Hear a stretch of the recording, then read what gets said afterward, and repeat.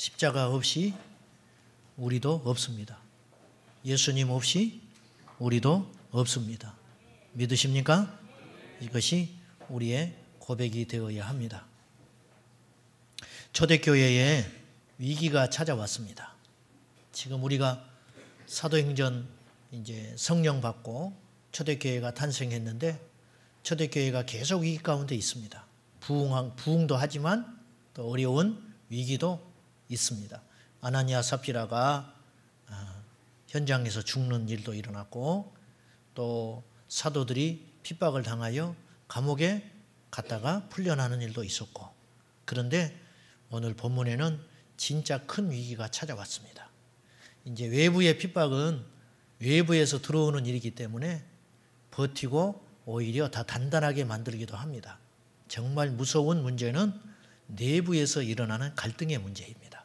근데 오늘 초대교회에 내부적으로 무서운 시련이 닥쳐왔습니다. 자, 어떤 문제인지 한번 봅시다. 6장 1절 다시 한번 보겠습니다.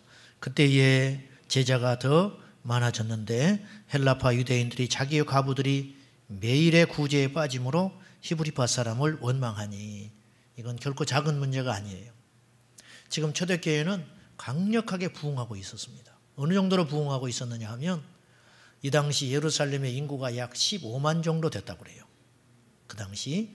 그런데 베드로가 설교할 때 하루에 5,000명, 3,000명씩 회개하고 예수님을 믿었어요.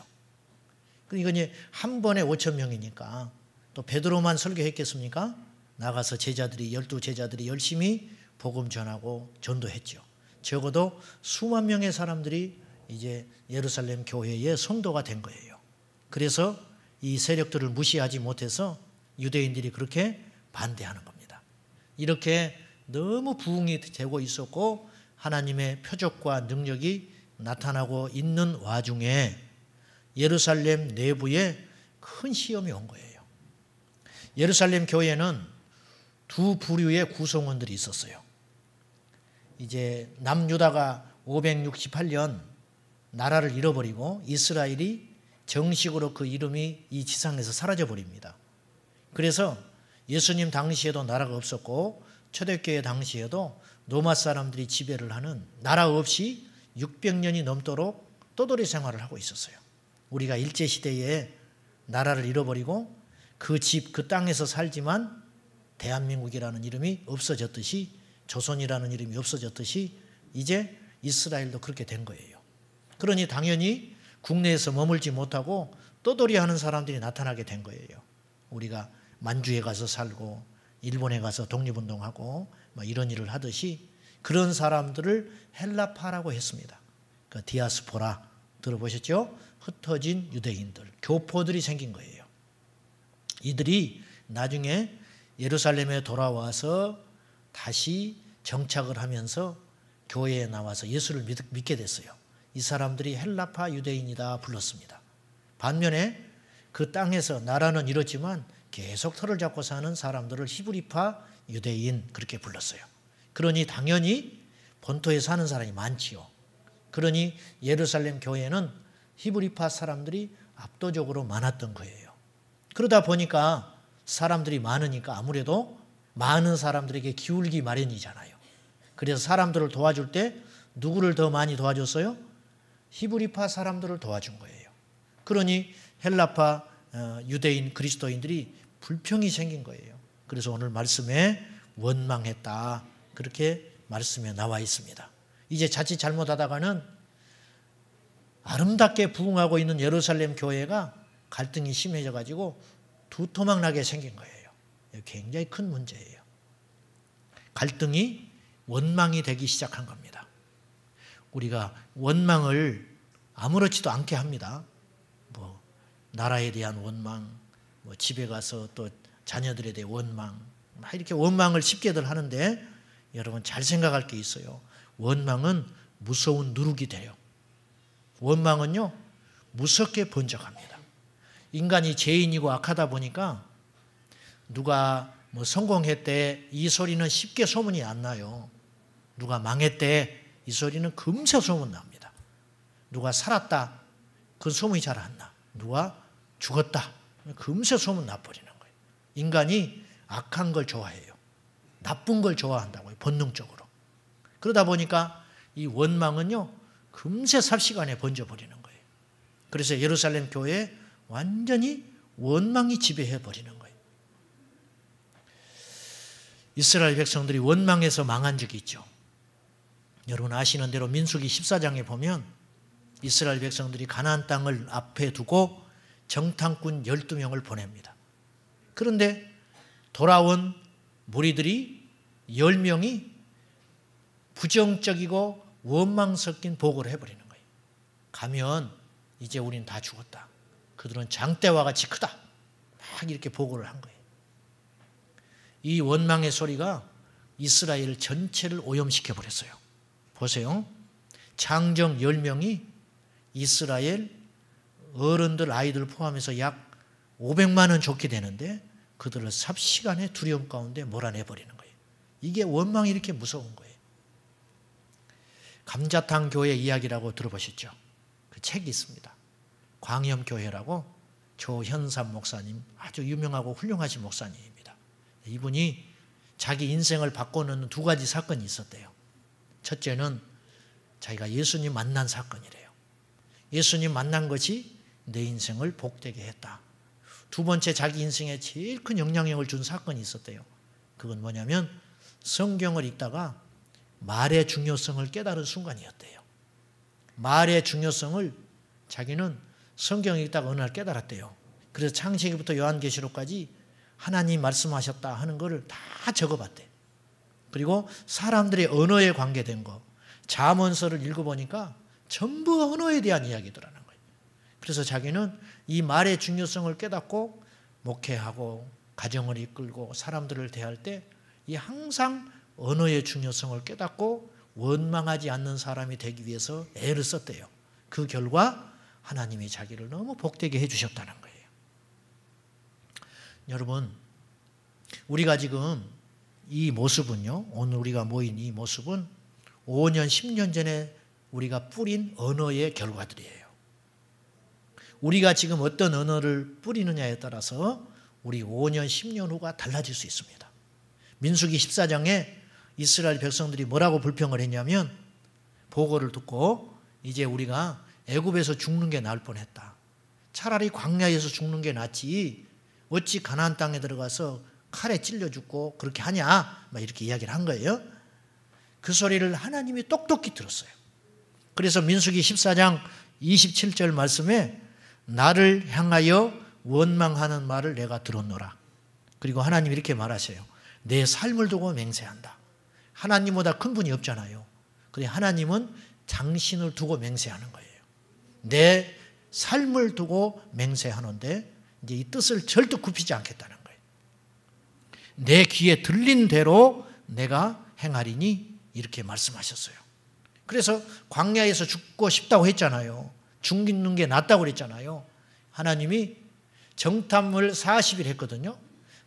하루를 1년으로 계산해서 앞으로 40년 동안 너희들은 가나안 땅에 들어가지 못하고 광야에서 다 죽게 할게. 이렇게 말씀하신 거예요.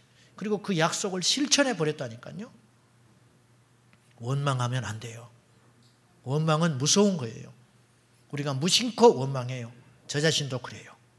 이제까지 몰라서 그랬다면 이제 깨달은 우리는 이 말의 중요성을 깨닫고 하나님께 원망하고 불평하지 않는 믿음의 사람 되시기를 바랍니다. 저는 긍정적인 이야기를 합시다. 이런 소리를 하는 게 아니에요. 긍정적 마인드는요, 하나님이 없는 사람들이 하는 소리예요. 우리는 믿음으로 고백하는 거예요. 예수님 안에서 I can do it. 나는 할 수 있다. 이건 세상의 논리예요. 믿음의 논리는 예수님 안에서 내가 할 수 있다. 이게 고백하는 것이 믿음의 논리예요. 그래서 예수님 안에서 내게 능력 주시는 분 안에서 나는 할 수 있다. 이렇게 고백하는 겁니다. 그래서 그 조현삼 목사님은 하루아침에 눈을 뜨면 그날의 날을 이름을 정한다는 거예요. 이름. 오늘은 기쁜 날. 그럼 하루 종일 기쁘대요. 어느 날은 이렇게 이름을 정했대. 오늘은 뜻밖의 선물, 그렇게 이름을 지었다는 거예요. 뜻밖의 선물을 받는 날. 괜히 그런 마음을 지었대요, 자기가. 그날 종일토록 선물을 받았대요. 우리는 아침에 일어나서 아이고 오늘 어떻게 하루 살지? 그 하루 종일 고달픈 거예요. 그 의학적으로도 연구를 해보면요, 이렇게 언어를 이렇게 나쁘고 피곤하고 헐뜯고 힘든 이야기를 하면요, 내 몸의 세포들이 이 나쁜 배열을 쫙 해버린대요. 나쁜 배열을. 이런 이야기 많이 들으셨잖아요. 예. 언어의 힘은 대단해요. 하나님이 말씀하시는 것부터 창세기부터 계시록까지 계속 말하시잖아요. 말이 얼마나 중요한지 몰라요. 이슬이 너무 춥다고 불평했대요. 아침에 너무 추워. 원망했어, 하나님. 그랬더니 하나님이 추워? 그러면 햇빛을 줄게. 그래서 이슬이 다 말라버렸대요. 집에 가서 웃을 분이 계셔요. 요즘에는. 원망하면 하나님이 보이지 않아요. 원망하면 환경만 보여요. 자꾸 환경만 보여. 가나안 땅에 있는 7 족속만 크게 보이는 거예요. 자기들 아침에 만나를 내려주시고 지금 구름 기둥으로 가려주시고 함께 하시고 말씀하시는 하나님은 전혀 안 보이는 거예요. 원망하면 길이 보이지 않아요. 원망이 보이면 하나님이 보이지 않아요. 점점 더 문제는 커지고 주님의 계획을 알지 못하게 되는 겁니다. 어떤 신학생 전도사님이 계셨대요. 우리 전도사님이 그 이야기를 해주시고 내가 크게 감동을 받았어요. 이분이 자전거를 타고 가다가 교통사고가 나가지고 이 덤프트럭은 차가 이렇게 받으면요 밑으로 들어가게 돼요. 차가 크니까. 자전거는 오죽하겠어요? 자전거가 덤프트럭 밑으로 들어가 버린 거예요. 큰 중상을 당한 거예요. 내장이 다 파열돼 버린 거예요. 근데 이분이, 이 신학생이 전도사님이 그 차 속에서 마지막 전화를 했대요. 자기 어머니에게. 전화를 하면서 이렇게 전화를 했어요. 어머니, 제가 잘못한 거예요. 내가 100% 잘못했어요. 이 기사를 탓하지 마세요. 그리고 딱 기절해 버렸어요. 그리고 2년 병상에 있었대. 2년. 그리고 나서 병원에서 나왔어요. 훌륭하지요? 네. 원망하지 않는 거예요. 하나님이 다 보세요. 보통의 경우는 자기가 잘못해놓고도 상대방에게 잘못을 뒤집어 씌운다고 해요. 근데 이분은 마지막 자기가 죽을지 살지 모르는데 마지막 남긴 말이 남 탓하지 말라는 거예요. 다 내가 잘못했으니까 이 사고는 나 때문에 일어난 일이니까 이 기사분이 피해자이니까 그렇게 하면 안 된다. 그렇게 했다는 거예요. 이게 믿음 아닌가 싶어요. 멋지죠? 원망이라는 말을 그 한자로 풀어보니까요, 이 원자가 원망할 원자도 되고요, 원수 원자도 돼요. 원수 원자. 그 다음에 망자는 망할 망자가 아니고 바랄 망자예요. 간절히 바란다는 거예요. 그러니까 원수를 간절히 바라는 마음이 원망이에요. 원수를 바라는 거예요. 이 우리에게 원수가 뭡니까? 마귀잖아요. 죄잖아요. 사탄이죠? 귀신이잖아요. 원망을 하면 마귀를 계속 불러들이는 거예요. 원수를 간절히 바라는 거예요. 원수를. 그러니까 그렇지 않아도 마귀가 우는 사자처럼 우리가 철통같이 막는다고 해도 때로는 우리 영혼에 침범을 하는 법인데, 원수를 간절히 바라는데 좋다 하고 들어와 버리죠. 원망하면 내 입술에 이 출입구를 통해서 내 영혼의 마음속에 내 삶에 악한 마귀가 들어와 버린다는 거예요. 합법적으로 들어와 버려요. 이게 얼마나 무서운 일이에요. 옛날에 한 20년도 됐을 거예요. 카톨릭 신자들이 자기들 차 뒤에다가, 우리는 물고기 붙이고 다닐 때, 우리는 익수수 물고기 붙였잖아요. 그들은 빨갛게 해가지고 내 탓입니다 붙이고 다녔어요. 기억나세요? 지금 많이 없어졌어요. 내 탓입니다. 저는요, 이 카피 하나가 수백억짜리라고 생각해요. 굉장히 중요한 카피예요. 그걸 보는 사람들이 차 타고 가면서 뒤에 보면서 내 탓입니다. 운전하고 있는 사람이 자기 탓이래. 자, 저 사람 멋진 사람이다. 이게 무서운 거예요. 이 언어가. 당신을 탓하지 않습니다. 어제 차 타고 가는데 차 뒤에다가 초보 운전자가 이렇게 붙여놨더라고. 나도 내가 무섭습니다. 자기가 무섭대. 어디로 갈지 모르니까. 그러니까 조심해서 알아서 피기 가라는 거예요. 내 탓입니다. 이거요 정말 멋진 카피 아니에요? 원망하지 않는 거예요. 이 사회를 보면 전부 자기 탓하는 사람은 없어요. 자, 오늘 이 말씀은 이게 주제는 아닌데 중요하기 때문에 좀 시간을 할애를 해봤어요. 헬라파 사람들이 히브리파 사람들을 향해서 원망한 거예요. 교회가 원망이 점점점 커지기 시작한 거예요. 사도들이 놀랍게 깨어 있었다는 증거는 무엇이냐면 이 원망의 문제를 가볍게 다루지 않았다는 거예요. 보통의 경우 누가 불만을 한다, 대꾸 안 해버려. 아이고 뭐 그럴 수 있는 걸 왜 자꾸 저러지 그런다고요. 그런데 사도들은요 이 문제를 심각하게 받아들였어요. 자, 초대교회가 건강했다는 증거가 있습니다.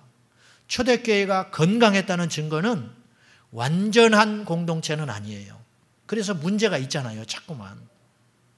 만약에 초대교회가 아무런 문제가 없고 완전했다면 우리 교회를 이루는 우리가 조금 절망했을지 몰라요. 왜냐? 현실에서 만나는 교회는 갈등이 있어요, 없어요? 교회에 문제가 있잖아요. 그러니 우리가 교회가 하나님이 원하는 교회가 아닌가 봐. 이렇게 고민을 할 수 있는데 초대교회도 문제가 있었다니까요. 그런데 중요한 것은 초대교회가 건강하고 하나님이 기뻐했다는 증거는 무엇이냐면 문제를 해결하는 능력이 탁월했다는 거예요. 이게 중요합니다. 자, 교회는 갈등이 없는 곳이 아니에요. 갈등이 없는 곳이 한 군데 있는데 망우리에 가면 있어요. 공동묘지에 가면 갈등이 없습니다. 공동묘지에 가면 싸우는 것도 없어요. 갈등이 있다는 것은 반대로 말하면 열정이 있다는 거예요. 열정. 오늘 초대교회가 무엇 때문에 갈등이 시작됐어요? 구제하다가 갈등이 생겼잖아요. 구제 안 했으면 갈등이 안 생기는 거예요. 주님의 일을 하다 보니까 갈등이 생기는 거예요. 일 안 하면 그냥 예배만 탁 드리고 누구 사람 만나지도 않고 인사도 안 하고 가면 갈등할 일이 뭐가 있어요? 여러분 극장에서 싸우고 오는 사람 있습니까? 극장 보는데 싸우는 사람 없잖아요. 그냥 내 1시간 반, 2시간 내가 돈 낸 거 가지고 영화만 보고 오면 되지. 감동만 받고 오면 되지. 재미있다 없다만 남는 것이죠.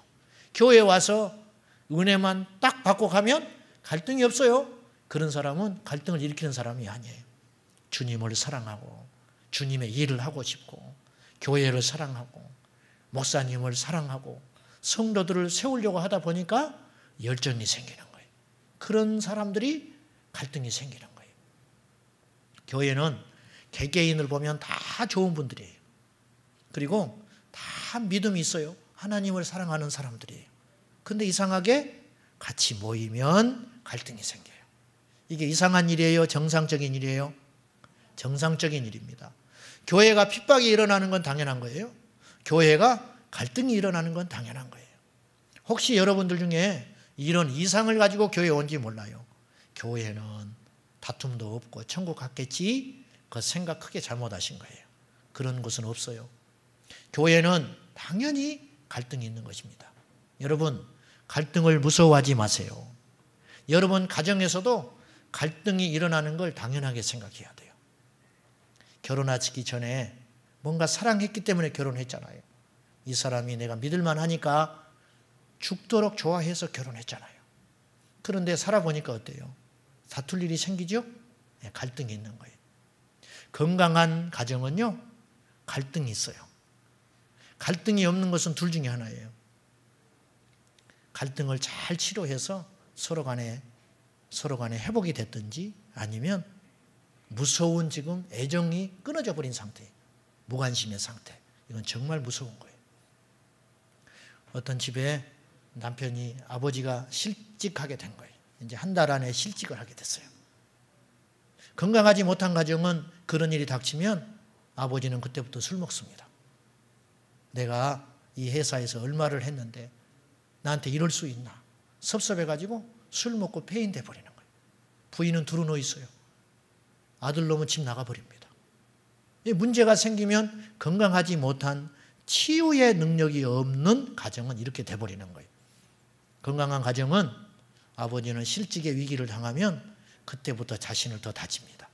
아, 이제 내가 나이가 먹었고 인정하는 거예요. 내가 이 일을 더 할 수 없구나. 그러면 내게 맞는 일을 다시 찾아봐야겠다.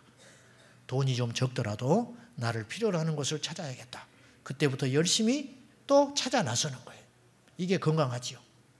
아내는 집안의 자녀들을 불러다 놓고 이렇게 이야기합니다. 큰 놈 불러다가 야, 너 이제 더 공부 열심히 해야 돼. 이제 아버지가 예전만큼 돈벌이를 못 하실 수도 있어. 지금까지 수고했잖아. 그러니까 이번 학기에 너는 공부를 열심히 해서 장학금을 타야 된다. 둘째, 너는 용돈을 이제부터 절반으로 이제는 깎을 거야. 집안 형편이 어려워졌으니까. 막내, 너는 앞으로 우리가 방이 3칸인데 이제는 2칸으로 옮겨갈지도 몰라. 그러니까 우리 모두가 불편을 감수할 수 있어야 된다. 알겠지? 그리고 이제 가정예배를 우리가 그동안 등한시 했는데 이때 우리가 다시 오늘부터 가정예배를 드릴 거야. 이러면 더 강력한 가정이 되는 거예요. 초대교회는 문제가 있었고 갈등이 있었고 시련이 있었지만 이 갈등을 치유하는 회복의 능력이 대단했다는 거예요. 자, 첫째로 이 초대교회는 문제의 원인을 정확히 진단을 했어요. 겉으로 드러난 문제는 헬라파, 히브리파, 유대인의 갈등처럼 보여요. 그런데 사도들이 보는 관점은 그것이 아니었어요. 봅시다. 2절입니다. 2절 이제 진단하는 겁니다. 12사도가 모든 제자를 불러 이르되 우리가 하나님의 말씀을 제쳐놓고 접대를 일삼는 것이 마땅하지 아니하니. 우리가 그동안 기도하고 말씀 보는 일에 말씀을 전하고 가르치는 이 본질적인 일에 너무 바쁘다 보니까 우리가 소홀히 했던 것 같아. 구제가 좋은 일이에요? 나쁜 일이에요? 좋은 일이죠? 그런데 구제가 본질이 돼버린 거예요.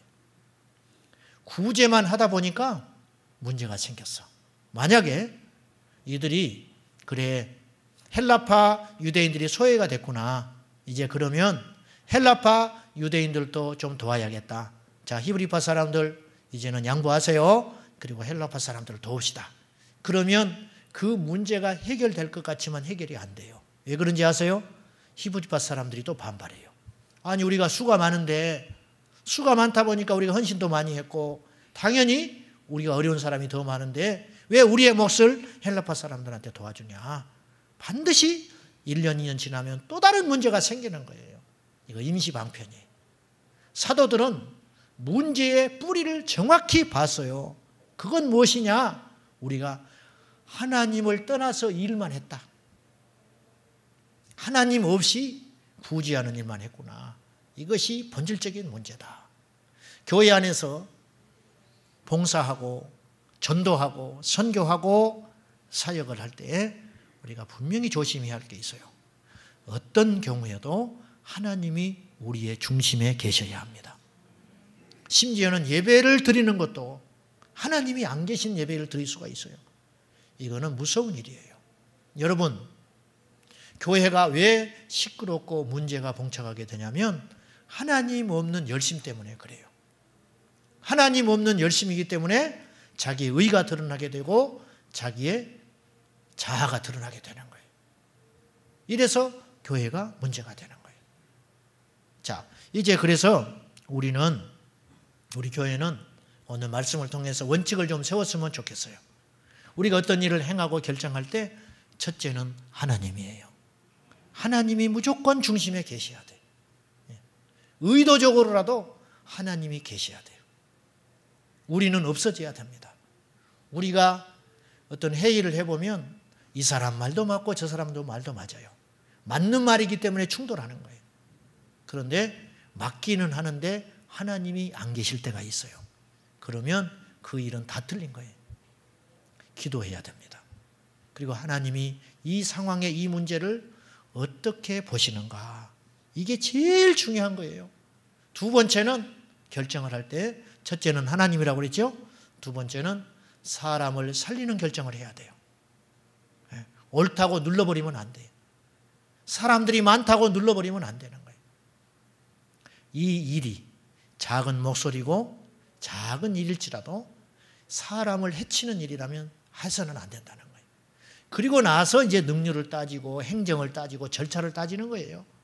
하나님이 우리 교회의 모든 사역과 의사결정에 중심 되시기를 축원합니다. 우리 가정도 마찬가지라는 거예요. 성공 출세만 따라가면 큰일 납니다. 그건 비록 얻을지는 몰라요. 열심히 노력해서 나중에 하나님 없는 성공, 하나님 없는 출세, 하나님 없는 높아짐, 반드시 영적 목마름이 옵니다. 나중에 큰일 나는 거예요. 우리 성도들 중에서도 하나님 없이 성공만 쫓아가는 사람들이 굉장히 많아요. 제가 주님의 이름으로 경고하고 싶어요. 가던 길을 멈추셔야 됩니다. 브레이크 없이 가는 차와 같아요. 나중에 어떤 일이 닥칠지 몰라요.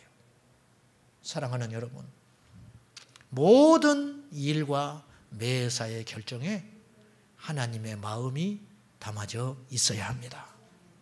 그러면 실패처럼 보이지만 성공이에요. 더딘 것 같지만 빠릅니다. 약한 것 같지만 강해요. 할렐루야. 이것이 믿음의 사람이에요. 답답하시죠? 막막해요. 기도해도 안 되고 하나님 말씀대로 실천해 봤는데 별로 되는 것도 없어요. 참고 견디세요. 하나님이 주목하고 계시다니까요. 우리의 말도 들으시는데 우리 행동 안 보시겠습니까? 보는 대로 듣는 대로 우리 하나님 반드시 행하시고 갚아주세요. 이들이 결정을 했어요. 우리 이제 일을 내려놓을게. 구제하는 일 하지 않을게. 우리가 잠시 이 일에 너무 힘썼던 것 같아. 그리고는 이 일을 내려놓으니까 백성들이 다 기뻐했다 그랬어요. 오늘 말씀이 그랬죠? 5절에 다 기뻐했다. 어떤 결정을 했길래 무리들이 다 기뻐했을까? 하나님이 기뻐하고 사람들이 기뻐하는 결정을 한 거예요. 자, 진단은 정확히 했죠? 우리가 구제하는 일에 너무 지나쳤다. 하나님 말씀과 기도하는 일을 아무래도 소홀히 하게 된 거예요. 이렇게 구제하는 일을 하다 보니까. 그래서 정확히 진단을 했어요. 이제는 약이 나와야죠. 처방을 내립니다. 그 처방이 뭐냐면 3절에 있습니다. 자, 봅시다. 시작. 형제들아, 너희 가운데서 성령과 지혜가 충만하여 칭찬받는 사람 7을 택하라. 우리가 이 일을 그들에게 맡기고, 이제 집사를 세운 거예요. 집사. 우리가 이 일을 하다 보니까 한계가 있다. 이제 우리는 하나님 만나는 일을 하겠다. 말씀을 가르치는 일을 할 거야. 그 대신 그래도 구제는 해야 되잖아. 교회를 세워가야 할 거 아니냐. 그러니까 이 일을 할 수 있는 사람을 뽑자. 그래서 뽑힌 사람들이 집사라는 거예요. 원래 집사라는 말은 디아코노스라는 말이에요. 이 디아코노스라는 말은 종이라는 뜻이에요. 일꾼이라는 뜻입니다. 다른 사람들에게 생필품을 제공해 주는 사람, 또 제자라는 뜻도 물론 있어요. 예수님 닮은 사람, 다른 사람을 섬기는 사람, 이 사람들이 디아코노스예요. 여러분들이 집사님들이잖아요. 요즘에 집사님들은 집만 살 줄 알아. 집만 살. 집사로만 다니지 주님 앞에 봉사는 안 하는 거예요. 애초에 집사를 세우는 취지가 무엇이냐면 사도들이 했던 교회 안에 구제하는 일, 어려운 이웃을 섬기는 일, 교회를 세워가는 일, 이 일을 하라고 집사를 세웠다는 거예요. 근데 요즘에는 집사를 세울 때 한 3년 되셨어요, 교회? 아니, 집사 되셔야지요. 그럼 집사 줘버려, 그냥. 그리고 집사 되는 거예요. 시간만 지나면 집사가 되는 거예요. 90%는 자기가 왜 집사가 됐는지 모르고 집사 된 거예요. 그래서 어떤 사람 안 받으려고 그래요. 그때 목사님은 제발 집사 좀 받아주세요. 받으세요. 그러면 그렇게 할까요? 집사가 됐어. 집사가 됐는데 달라진 건 하나도 없어. 자, 집사가 된다는 것은, 디아코노스가 된다는 것은 교회를 살피고 목회자가 해야 하는 그 책무를 함께 나누어지는 사람이라는 거예요. 그래서 이 집사를 선출할 때 자격이 어떤 자격이 있느냐. 디모데전서 3장에 보면 크게 6가지 자격이 나와요. 첫째는 일구이연하지 않는 사람, 술에 중독되지 않는 사람, 술에 임박히지 않는 사람, 부당한 이익을 취하지 않는 사람, 부정부패 안 저지르는 사람이죠. 깨끗한 양심을 가진 사람, 그리고 집을 믿음으로 잘 다스리는 사람, 그리고 6번째가 믿음의 비밀을 가진 사람이에요. 예수님을 더 잘 알고 영적 세계를 아는 사람. 흥미로운 것은 다 6가지 중에 5가지가 인간 됨됨이에 대한 이야기라는 거예요. 오직 한 가지만 믿음의 이야기예요. 믿음의 자격.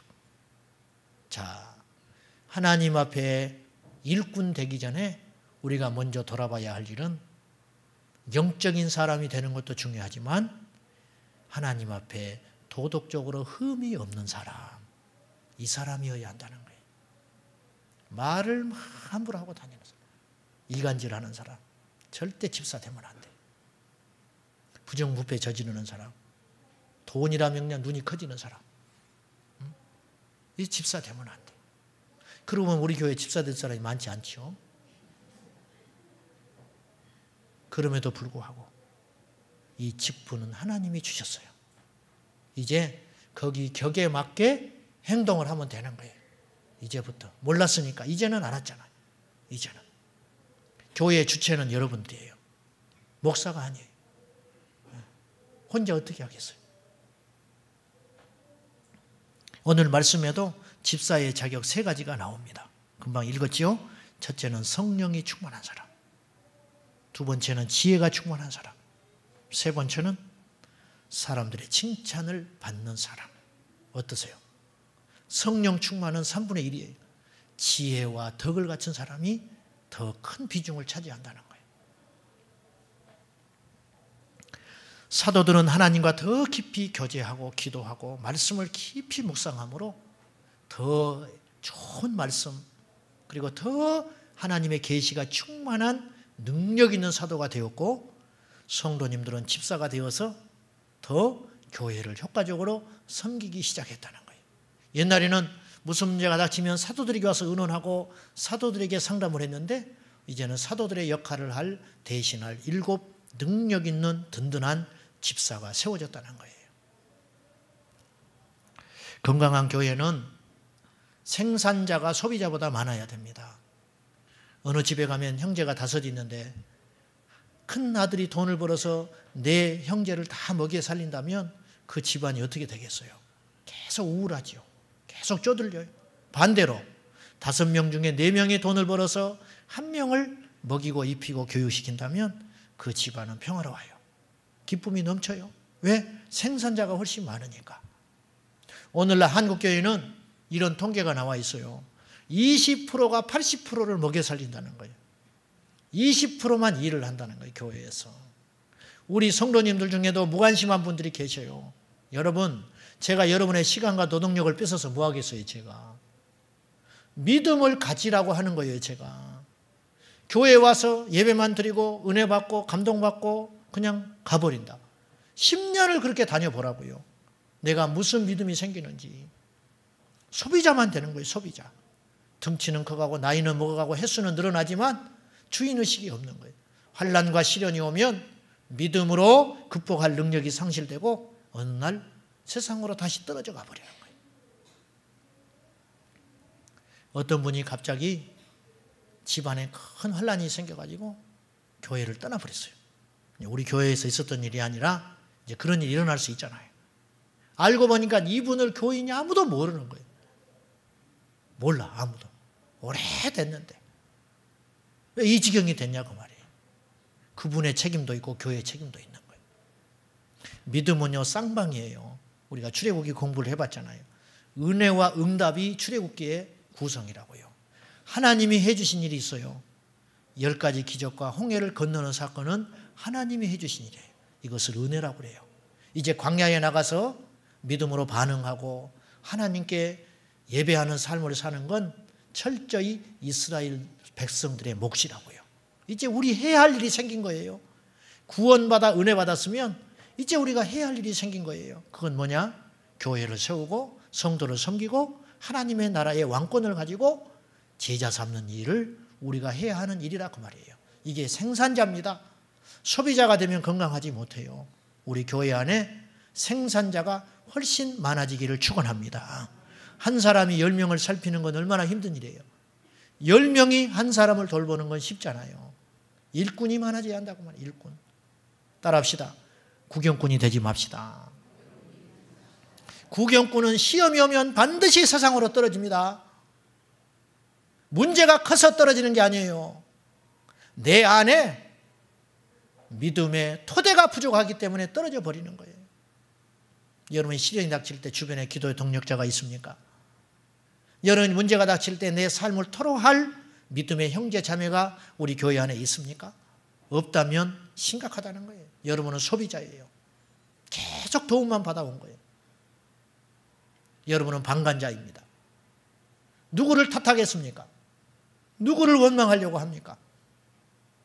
초대교회가 건강하고 놀라운 공동체였다는 증거는 무엇이냐면, 그래서 7명의 집사를 세웠어요. 놀라지 마세요. 이제 우리는 무심코 이 성경을 봤는데 이 7명의 이름, 이 이름들이 헬라식 이름이에요. 무슨 뜻입니까? 히브리파 사람이 뽑혔다는 거예요? 헬라파 사람들이 뽑혔다는 거예요? 헬라파 유대인들이 집사가 됐어요. 이제 오늘날은 집사가 많으니까. 근데 한번 생각해 보세요. 이 초대교회는 영광스러운 일입니다. 초대교회에 처음으로 집사가 세워지는 거예요. 그런데 숫자가 어느 숫자가 많다고 그랬어요? 히브리파가 많아요? 헬라파가 많아요? 히브리파가 많죠? 히브리파 본토백이 유대인들이 많다니까요. 우리 교회에 일산에 사는 사람이 많겠어요? 서울에서 온 사람이 많겠어요? 당연히 일산에 사는 사람이 많지. 히브리파 유대인들이 예루살렘 교회는 당연히 많은 거예요. 그러면 투표하면 누가 많이 뽑히게 돼 있어요? 선출을 하면 누가 되겠어요? 히브리파 사람이 되지요. 그런데 히브리파 사람들이 의논을 한 거예요. 야, 이번에 우리가 다 양보한다. 우리가 그동안 구제 많이 받았잖아요. 하나님의 영광과 교회를 세우기 위해서 이번에 일꾼을 세울 때 헬라파 사람을 세우도록 하자. 이렇게 의논을 한 것 같아요. 얼마나 멋진 겁니까? 이것이 초대교회의 힘이라니까요. 약자를 세워주고 부족한 자를 세워주고 실수한 자에게 기회를 주고 부족한 자에게 다시 한번 힘을 주는 공동체. 이것이야말로 교회지요. 여러분, 세상의 논리와 교회의 논리는 완전히 달라요. 세상에는 황제의 논리가 존재합니다. 힘 있는 사람, 강한 사람, 많은 것을 갖춘 사람. 그 사람이 지배하는 구조가 당연하고 세상의 논리예요. 교회는 그렇지 않아요. 교회는 약한 자가, 부족한 자가, 어리석은 자가, 힘없는 자가 행세하는 것이 교회여야 됩니다. 할렐루야. 우리 교회에 약한 자가 기쁘게 다닐 수 있는 교회, 힘없는 자가 떳떳하게 다닐 수 있는 교회, 강한 자는 섬기고 약한 자는 물러나고 그러는 것이 아니라, 약한 자가 물러나는 게 아니라 약한 자가 전면에 서서 하나님의 은혜를 받아서 일꾼으로 세워가지는 건강한 공동체. 이상이라고 하지만 이런 교회가 초대교회였고 하나님이 기뻐하는 교회였다는 것입니다. 사랑하는 여러분, 우리 교회가 그런 교회 되도록 합시다. 외국에 있는 셀교회를 하는 교회에서 이 셀을 통해서, 공동체를 통해서 다른 사람을 세워가는 그런 모습을 통해서 한 영혼들이 구원받고 살리는 그런 간증을 제가 한번 읽어볼게요. 저희 부부가 교회에 나오게 된 이유는 결혼 생활의 막바지에 이르러서였습니다. 저희는 사랑을 했지만 둘 사이에 많은 갈등으로 이혼 직전에 이르게 되었습니다. 제 남편 행커는 알코올 중독자였고 마약도 했습니다.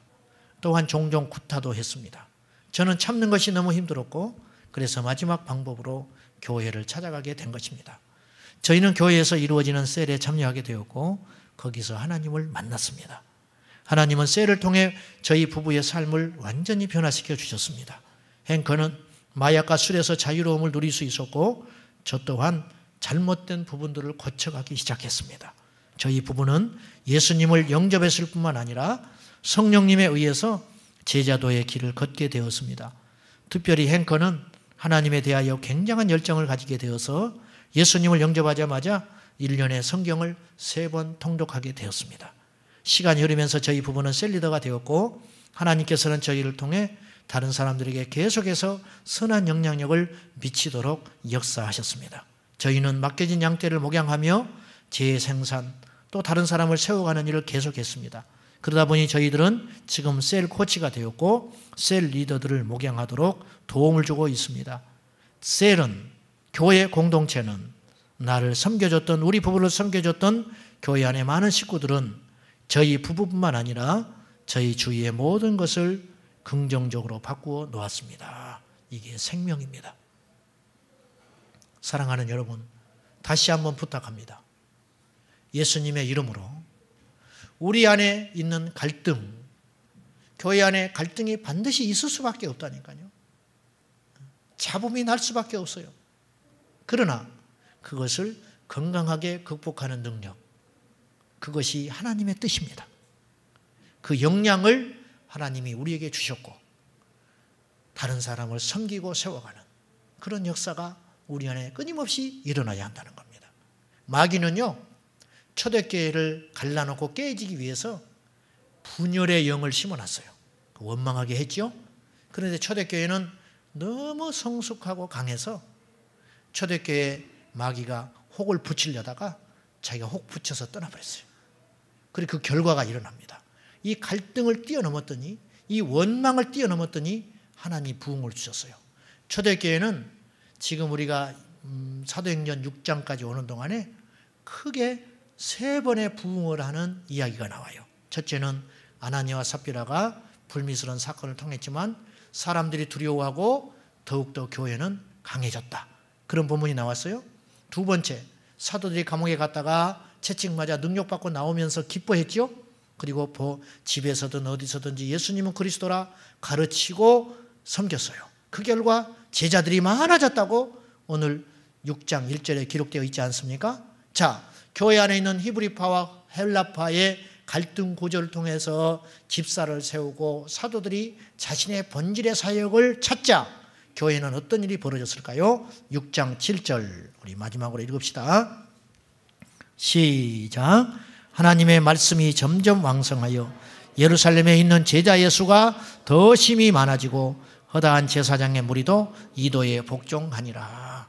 하나님의 말씀이 점점 왕성해졌어요.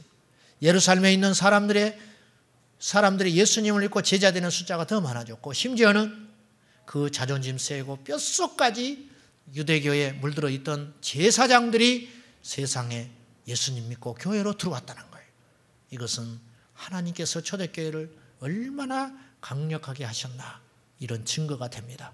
사랑하는 여러분, 이 시대 교회들이 어렵다 하고 믿는 자들이 영적 자존감을 상실해가는 이 시대이지만 우리가 하나님의 원리에 맞춰 믿음 생활하면 하나님 우리를 사용하시고 복 주시고 은혜 주실 줄로 믿습니다.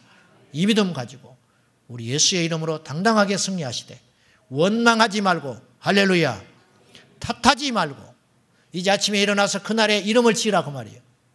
그날의 이름. 우리 미스 아가씨들도 이런 소리 하지 마. 이제는